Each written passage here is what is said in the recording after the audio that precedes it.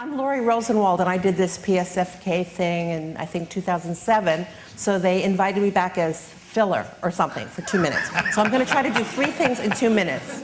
But don't try to think that I'm going to be funny or anything, because I'm not, because I used to be a comedian, but it was sort of like being a prostitute, but without the sex or the money. But I'm really more of an illustrator than anything else, which is kind of like being a prostitute without the sex or the money or the respect. So now I'm going to show you a whole bunch of, ooh, that's a bad picture. Anyway, I'm going to show you a whole bunch of my work in the background without really mentioning what it is or why or anything. And then at the same time, I'm going to be talking about my workshop, which is how to make mistakes on purpose. And I will go into a little bit more detail around that. Is that starting yet? Oh dear. Where's the clicker? Thank you. How does this work? Forward? Click this. Oh, this one. You good? Oh, okay, that's me. This is some billboards, and then you're on your own. Okay, so how to make mistakes on purpose.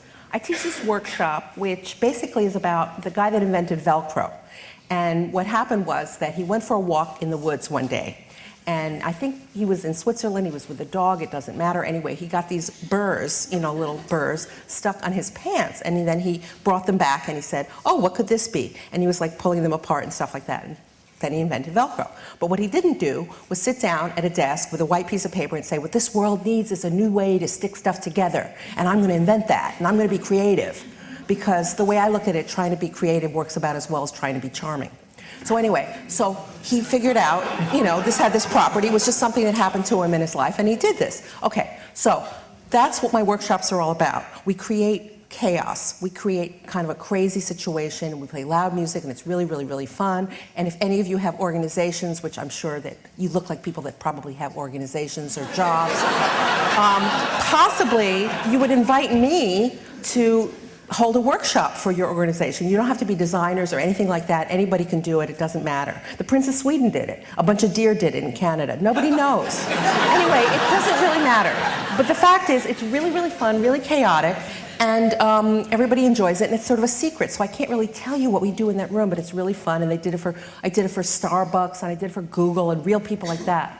So anyway, this is my work. Yeah. So anyway, and then I've been doing this other project, which is really fun, with David Sedaris, the writer, and we got to be friends because I did a bunch of drawings of his stories for The New Yorker, and now he's done a whole bunch of diary entries that I've animated, and you can get these animations pretty soon. They're going to come out as an app for iPhone, iPad, and Android. But the Android one is taking a little too long. But anyway, it'll be a few weeks.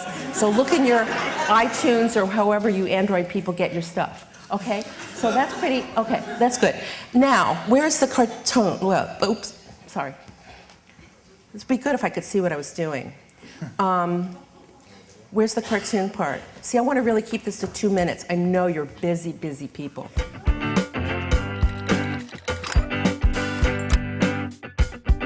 June 13th, 2005.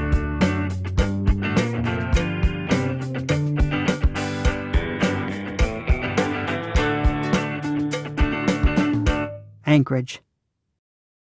Sometimes things happen and I don't know what to do with my face. Take my cousin who lives in Australia. A year ago I met with her and learned over dinner that she and her husband had just taken part in the world's largest tractor pull. There were over 1,000 of us in an unplowed field, and you could see the dust from space, she said. And I sat there with my mouth open, wondering how I was supposed to react. Do you say, great, or, I was in space, I didn't see any dust? Do you laugh or cry or pass out on the floor? I honestly had no idea. A similar thing happened during last night's book signing. A man approached my table with a couple of paperbacks and told me I should visit this bar. It's in the Yukon and serves something called a sour toe cocktail, which supposedly comes with a frostbitten toe lying like an olive in the bottom of the glass. Now, what do you think of that? He said. And again, what do you say? Can you order a virgin sour toe? I asked. What? Well, say you don't drink alcohol, I said. Could they make it with ginger ale or something?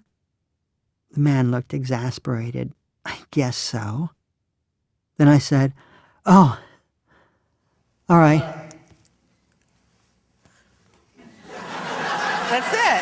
just...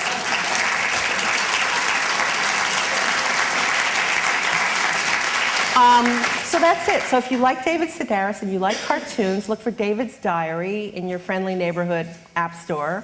And if you want to make some mistakes on purpose, go to rosenworld.com. Bye.